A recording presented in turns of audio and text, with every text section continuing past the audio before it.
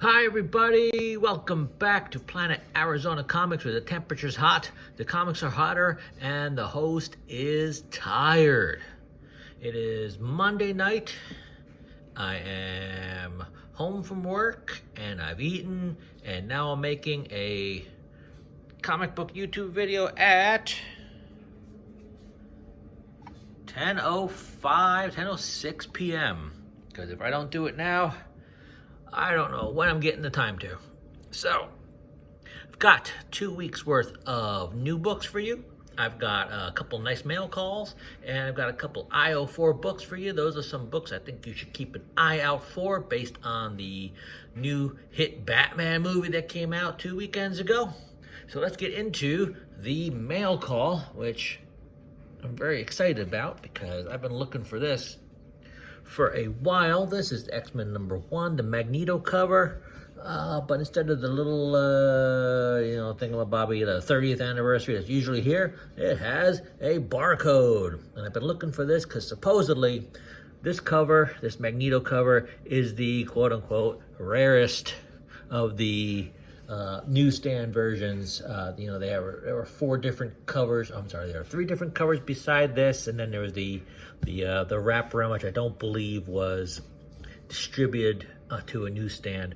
But this is not easy to find, not particularly in high grade. There's this nice, I don't even know what this is, but it's something I can't press out. No big deal. Didn't pay a whole lot for it. Happy to have it. Before we get into IO4 books, I got 2 more mail calls for you. These are nice slabs. This is, it's so big you can't even see the grade. It's a 9.8 of that great Department of Truth Jenny Frison variant. These are still pretty dirt cheap for such a hot title. I know there's a ton of these out there, but I'd get a 9.8 for $80 shipped. Is not such a bad deal, and I got such a good deal on that I decided to pick up another one in a 9.8. So on top of the raw ones I already have, I think I have 3 of these raw. I got 2 9.8s. Starting to stack these up pretty nice.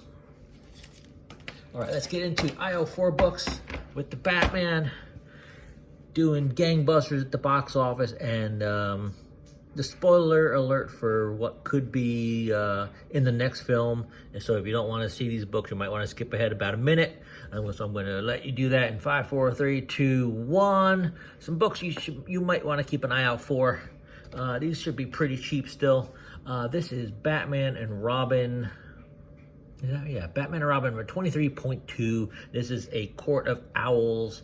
There was that 3D cover. It's not lenticular, but it's a real nice 3D cover. These weren't easy to come by when they were out, and I'm starting to see these listed for like $15, $20, $25. In fact, I saw one that was $40. You might find some of these in your back issue bins at your local shop, just hanging around, because there were a bunch of these that month that they came out. They were all really good. I've got some more here to show you. There's just from the Batman run, you got Ra's al Ghul, and the Joker was probably one of the more popular ones. The Joker's daughter, I think, was the most was the hardest to find of these. But and then Riddler, and there was always Batman on all these covers in some form of duress. Where is he here? He's there. There. And another one they had was Penguin. Supposedly he's getting a series out of this Batman movie. I don't know for sure. And then a cool Bane cover from that. So definitely like this moving forward. Like I mentioned before, not the easiest book to find when it was out originally.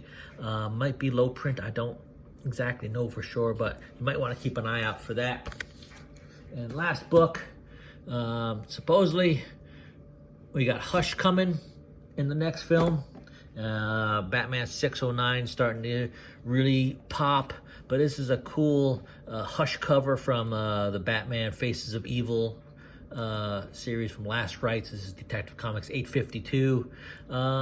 Just something that you might find on the cheap that you might want to pick up, because you never know.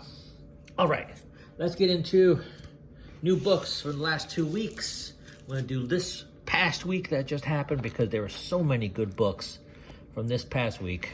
And finally, we got the Punisher, Alex Ross Punisher Timeless variant, who I'm setting this up, and I'm looking at Wolverine, and I'm looking at Frank, and I'm looking at Wolverine, and I'm looking at Frank. I'm going, wow, that's pretty similar. So, the content that I wasn't expecting much from this, but from Jason Aaron, maybe I should have been, because this was damn good. You know, you got him. This has the old logo, of course, and this whole story has the new Punisher. He's got the new logo, and he doesn't have guns. He's got swords, and you think maybe it would be less violent, maybe a PG-13. That's an emphatic no on that. There's a lot of violence in this, and they show a good portion of it. So, yeah, I think I'm going to put this run on my poll, because, you know, Jason Aaron rarely does bad stuff, so dug that. The gorgeous, absolutely gorgeous third issue of Crimson Reign. This is the Raza cover. I don't have the other two books with me at the moment, but the other two are connecting. So those are starting to go for a good penny too. Those are like $15-$20 for number 1, and I think number 2 I saw going for like $25-$30. Definitely underordered on that number 2. So pick those up if you still can, and I was happy to get this. Got the other 2 issues, the Raza covers for that, coming in my pull whenever they come out. Amazing Spider-Man number 2. Just so many good covers this week. Arthur Adams really did a good job on this. You could tell he was really into this. Look at the detail on the scales here, and the little scales of the jaw, and then you got the wings here, and the bat wings coming down, and the bat wings over here, and just wow, he really got into this. He did a superb job. Not a top 10 cover of the year in my opinion, but damn, this is really solid. Venom 6. I thought Al Ewing was doing it, but now it's Ram V, who I usually like, and don't know if I'm digging it though. I'll keep with it for a couple more issues. Something I dug entirely, Captain Carter number 1. Really cool first issue to this. The Greg Land variant cover for Spider-Gwen-Gwenverse number 1. If only I had the Greg Land cover to Edge of Spider-Verse 2. That would be a little bit better than I have in my hand here, but cool cover nonetheless. Hawkeye Kate Bishop number 5, the final issue of this miniseries. Again, nice cover. You got Lucky, and you got the selfies about the explosion, and this interesting cloud in the background, and the palm trees. Nice cover. Another nice cover, Spawn 327, the Todd McFarlane homaging himself again for Spider-Man number 1. This time doing a haunt cover for this one. Radiant Red number 1.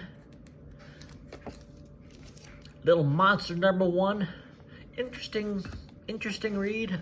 Just a whole lot of setup. I was talking on with JP from JP's Budget Collecting on his show, so it's hard to tell if you like it or not, because it's just all set up. It's just introducing the kids, and whoever this guy is, he's not even in it. So. And then finally for this past week, G.I. Joe, A Real American Hero, Yo Joe, reprints of some Marvel work, $8 cover price. Looking at the total, going, how much? And seeing that and going, oh yeah. And then 2 weeks ago, Nice House on the Lake is back, and we got a reset, as looks like Walter's in the house and screwing with everyone's memories. Strange #1, Clea becomes Sorceress Supreme. This is a cool Bjorn Barron's cover. I guess he's doing work for both Image and Marvel. Amazing Spider-Man #1. X-Men #9. Star Wars High Republic 15, final issue of this. They're taking a hiatus for a good 6 months before they do the prequels to this. Star Wars #20, the second print. This is the first appearance of, his name's escaping me at this moment, but this is someone they might be talking about in that new High Republic series coming up. Star Wars High Republic Eye of the Storm #2, the origin of Marchion Ro and the Leveler, who is on the other end of this chain. What if Miles Morales, that cool homage to, what is it, Ultimate Comics Spider-Man #1? And instead of him being Miles, he's Cap in this one. Next one, he's going to be Wolverine. Death of Doctor Strange, Bloodstone #1, the second print design variant. Batman 121. Justice League 73, Naomi alone. At least I guess she will be, because that doesn't happen in this issue until the very, very end, when some Lord of Chaos comes and kidnaps her or something or other. Still, like I mentioned every video, good read. Brian Michael Bendis, everything he does pans out in the long run, so I'm picking it up. Rogue Sun #1, part of the Radiant Black universe. And finally, Follow Me Into Darkness, which kind of reminds me of a weird X-Files kind of thing. Not sure if I dug it, not sure if I didn't. I'll stick with it for another issue or two, see what happens. But anyway, that's what I got for you guys this week. Let me know what you think. Let me know what you're picking up. Let me know what you think I should be picking up. Thanks for stopping by, and we'll see you next time.